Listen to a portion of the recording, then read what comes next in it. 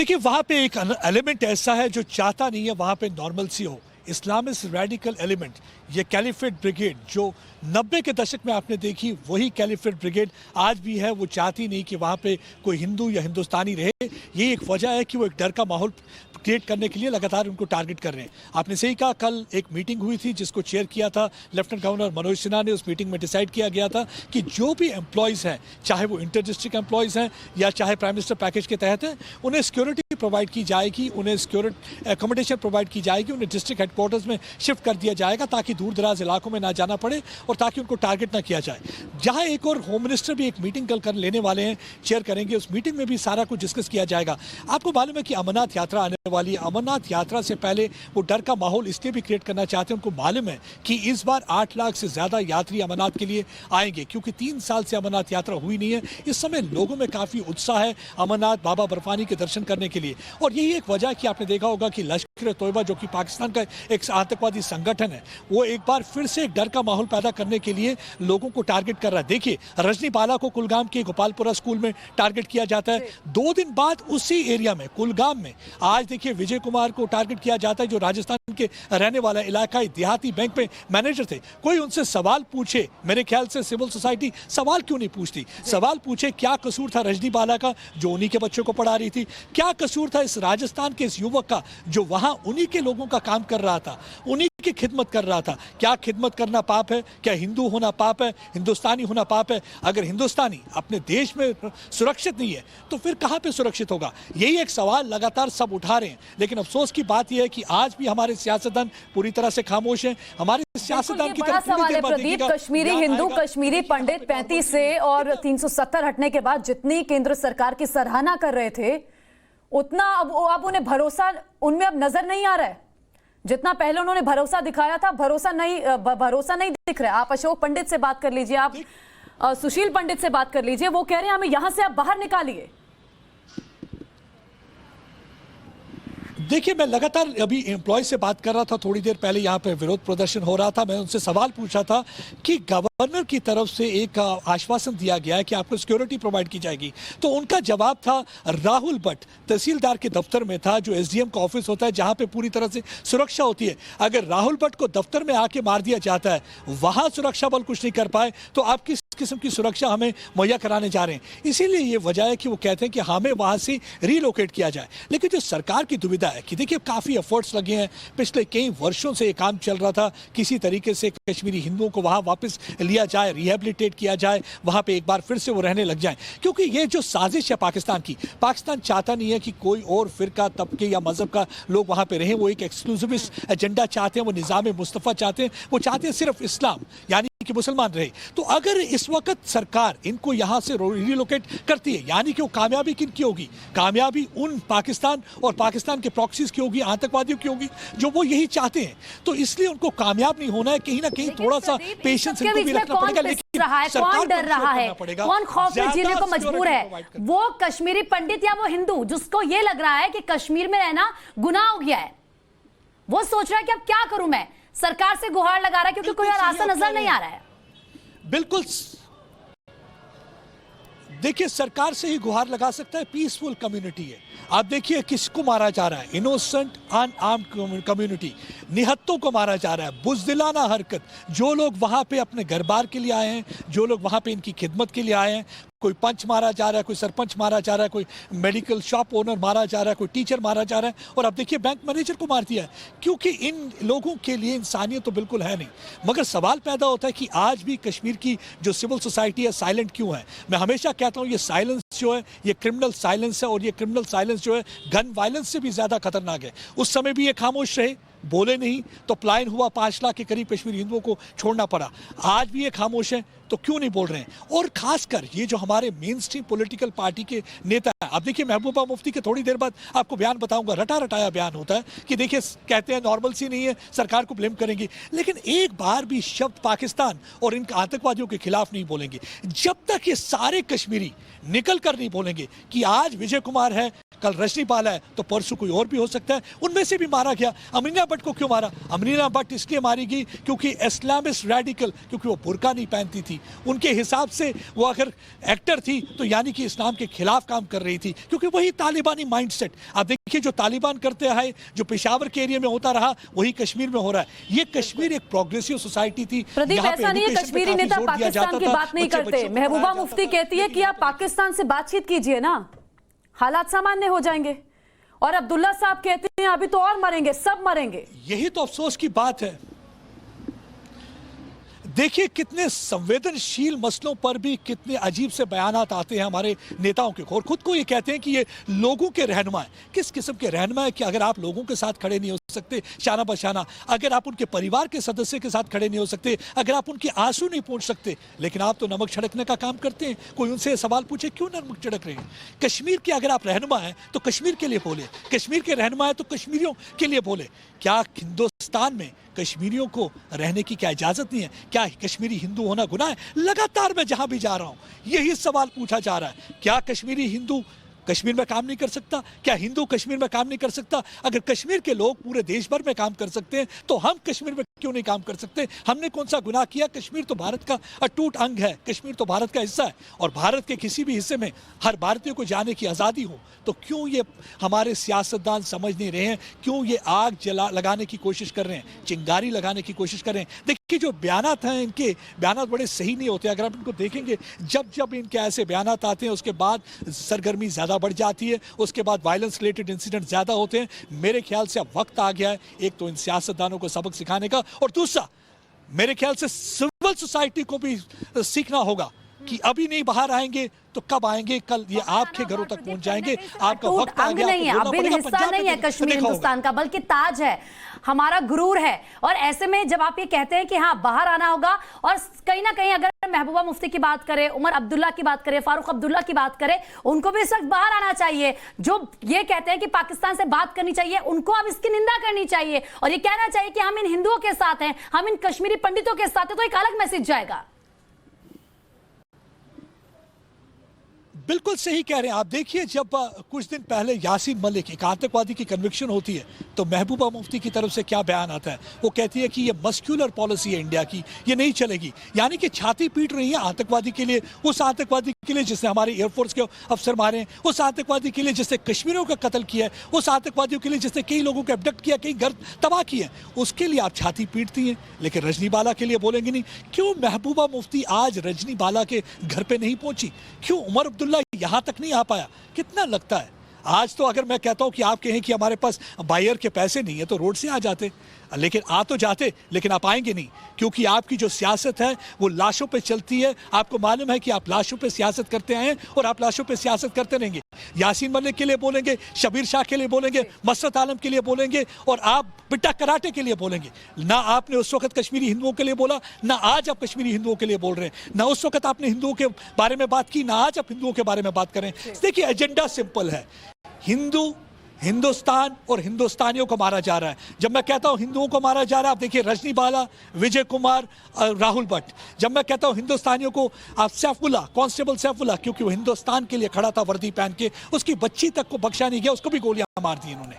आप देखिए जब मैं कहता हूं कि हिंदुस्तानी, यानी कि वापस लौट रही हूं, पीडीपी के नेता नजमू साहब इस समय हमारे साथ फोन लाइन पर जुड़ चुके हैं। नजमू जी, आप निंदा करेंगे या अभी भी पीडीपी कहेगी कि पाकिस्तान के साथ बातचीत होनी चाहिए? एक के बाद एक आतंकी टारगेट किलिंग कर रहे हैं। सबसे पहले हमारी जो है अनरिजर्व्ड कंडेमनेशन जो किलिंग्स हो रही हैं, और हम जो है अपनी full sympathies and condolences express करते हैं उन विक्टिम फैमिली से जो अपनी जो है लवाहिकीन और दिल के टुकड़ों को खो रहे हैं। हम बार बार जम्मू कश्मीर में ये देख रहे हैं कि हमारी सरजमीन जो है वो खून से लथपथ है। आए दिन हमारे यहाँ पे जो है आम शहरी उनको गोलियों से छलनी किया जा रहा है। सिक्योरिटी के नाम पे सिर्फ आश्वासन, सिर्फ खोखले वादे किए जा रहे हैं। जम्मू कश्मीर में आज हकीकत ये है कि 2019 के बाद 100 से ज़्यादा सिविलियंस जो है उनकी जानें गई यहाँ पे है। तो आज जम्मू कश्मीर में लोगों में खौफ व दहशत का माहौल है। और इस खौफ और दहशत से बाहर निकलने के लिए क्या इकदाम किए जा रहे हैं, क्या कर रहे हैं, हमें तो कोई समझ नहीं आ रहा है। हमने अभी हाल ही फिलहाल में ही देखा कि कश्मीरी पंडित जो हमारे भाई बहन एहतजाज पे बैठे थे, प्रोटेस्ट कर रहे थे कि हमें सेफ रिलोकेशन पे लिया जाए। नजमू साहब, कौन डर पैदा कर रहे हैं? क्या पीडीपी और नेशनल कॉन्फ्रेंस डर पैदा नहीं कर रही ये कह के कि अभी तो बहुत लोग मारे जाएंगे? आतंकियों का आप लोग जो है और हौसला बढ़ा रहे हैं कि आप लोग हमले कीजिए, हम आपके साथ हैं। नहीं, हमने जो कहा, हम सिर्फ इतना कह रहे हैं कि आपने जो मुल्क के लोगों को झूठ बोला था कि 370-35 की वजह से जम्मू कश्मीर में जो है सेपरेटिज्म टेररिज्म है, आज आप वो जवाब लोगों को दें कि जनाब हम गलत थे, हमने झूठ बोला कि 370-35 की वजह से सिर्फ वहां पे जो है टेररिज्म था, या उसके अलग कॉजेस हैं। देखिए नजमू साकिब, मैं जी नजमू साकिब, मैं प्रदीप दत्ता बोल रहा हूं। मैं आपसे बड़ा सीधा और सरल सा सवाल पूछूंगा। पिछली बार जब एक आतंकवादी मेहरान शाला मारा जाता है, आपकी जो पार्टी की चीफ हैं महबूबा मुफ्ती जंतर मंतर में जाके प्रोटेस्ट करती हैं। आप कह रहे हैं कि हमें बड़ा अफसोस है विजय कुमार को मारा गया, रजनी बाला को मार दिया गया, लेकिन मेरा सवाल है क्या आज आप पाकिस्तान की एम्बेसी के बाहर जाके प्रदर्शन करेंगे कि पिछले 32 साल से मौत का जो आप खेल खेल रहे हैं कब बंद करेंगे? क्या आप आतंकवादियों के खिलाफ प्रदर्शन करेंगे लाल चौक में आके? क्या आप पाकिस्तान का झंडा जलाएंगे? क्या आप उसी तरह से प्रदर्शन करेंगे जिस तरह आप आतंकवादियों के लिए करते हैं? क्या आप करेंगे इस तरीके से प्रदर्शन? देखिए, ये लिप सर्विस जो है नहीं चलेगी। बहुत देर से ये लिप सर्विस चल रही है। आप मुझे सीधा सरल जवाब दीजिए। आपने बहुत सारे सवाल पूछे, आप मुझे जवाब देने दीजिए।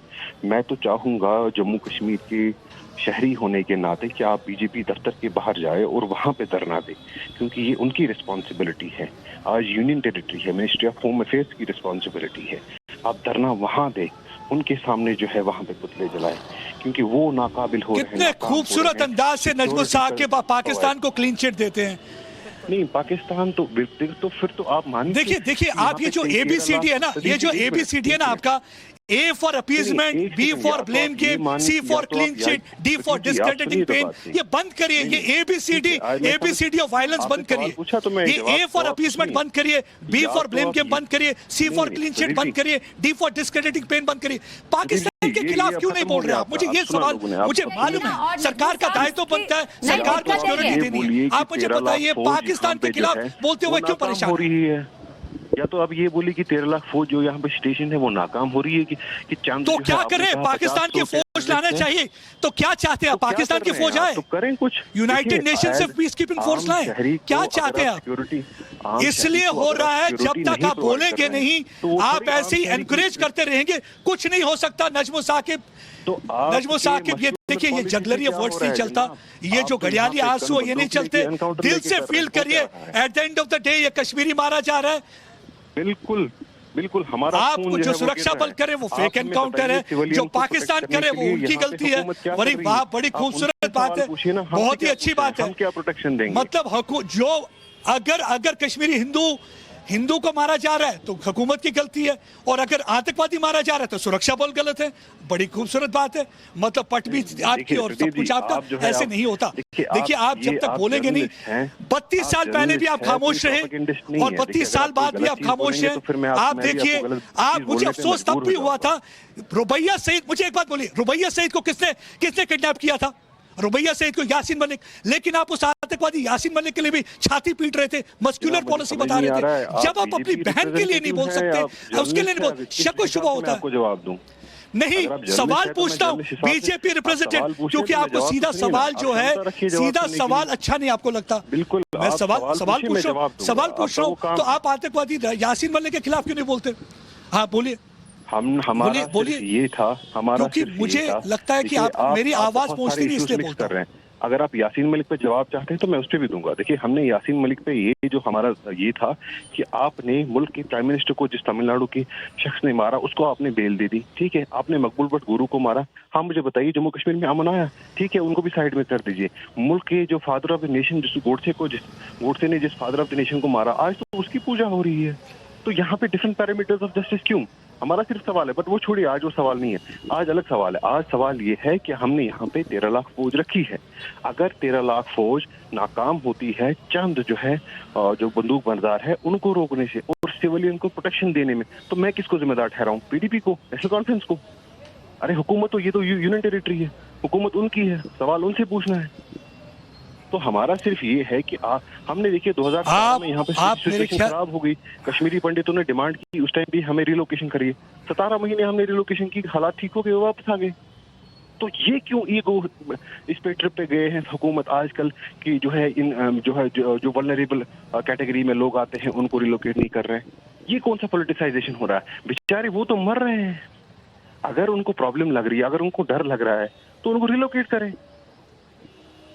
हमारा सिर्फ इनसे इतना है, यही है। देखिए ये जो इन्होंने ईगो लड़ाई, नजमू साहब, अगर पीडीपी और पीडीपी के नेता सड़क पर उतर के उन लोगों के साथ जाएंगे ना तो शायद उनको राहत महसूस होगी, जो आप करेंगे नहीं। बहुत बहुत शुक्रिया आपका हमारे साथ बात करने के लिए। प्रदीप भी लगातार हमारे साथ बने हुए हैं।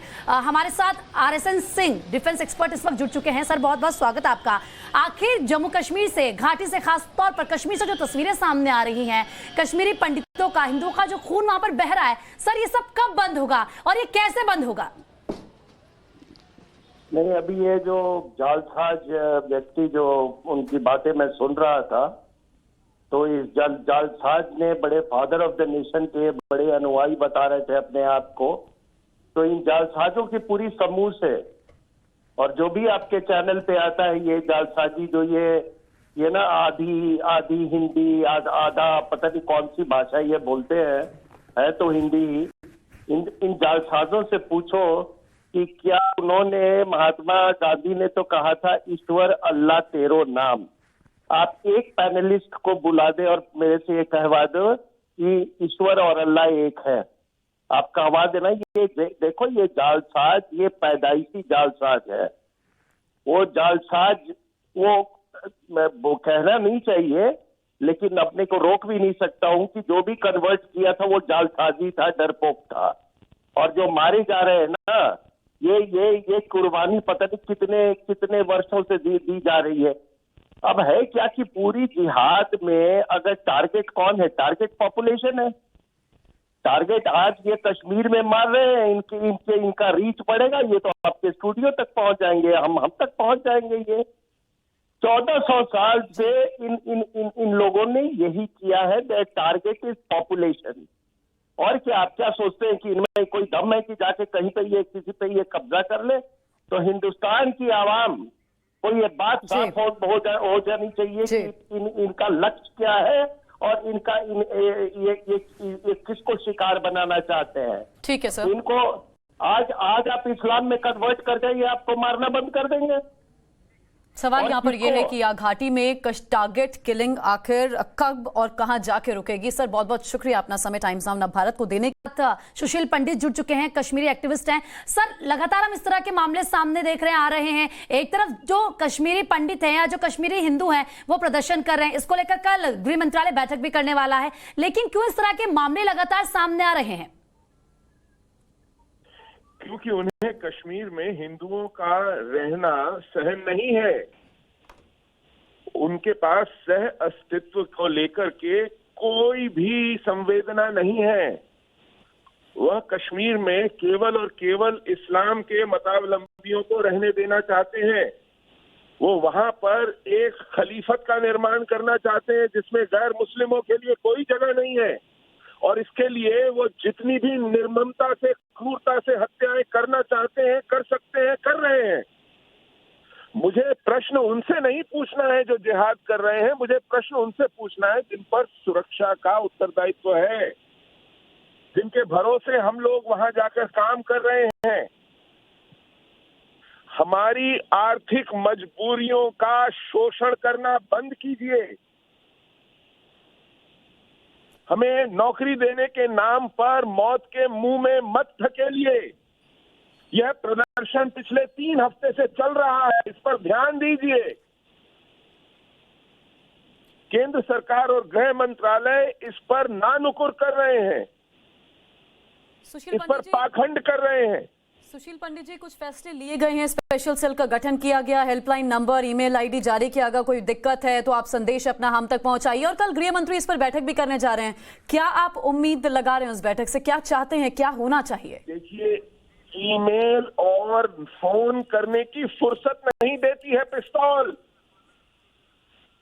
जब गोली चलती है आपके पास ना ईमेल करने का समय होता है ना फोन करने का समय होता है। अशोक पंडित जी, मैं आपके पास वापस आ रही हूँ, माफी के साथ आपको रोक रही हूँ। पूर्व डीजीपी एसपी वैद साहब हमारे साथ इस समय फोन लाइन पर जुड़ चुके हैं। एसपी वैद जी, लगातार घाटी में टारगेट किलिंग हो रही है, आपने सर्विस दी है वहां पर काफी लंबे समय तक, क्या आपको लग रहा है क्यों हो रहा है ऐसा इतनी सख्ती के बावजूद? देखिए, मैं पहले भी ये कह चुका हूँ और अब भी कह रहा हूँ कि जरूरी है जो भी ये ऐसे बाहर के लोग हैं जो जिनको टारगेट बनाया जा सकता है, उनको सेफर लोकेशंस पे लाना जरूरी है। अगर इस तरह रिमोट एरिया में कुलगाम के किसी गांव में, शोपियां के किसी गांव में रहेंगे तो वो इनके लिए साफ टारगेट है और वो इनको हिट करेंगे और आपको पूरे भारत में वो एक पैनिक का सीन पैदा करते हैं। तो ये आईएसआई चाहती है, यही तो चाहती है, क्योंकि उनमें फोर्सेस के साथ लड़ने का दम नहीं है और आप हर एक को ऐसे जो है गार्ड दे नहीं सकते। तो इट इज बेटर ऐसे लोगों को मुझे समझ में नहीं आ रहा कि एडमिनिस्ट्रेशन क्यों इस चीज को नहीं कर पा रही।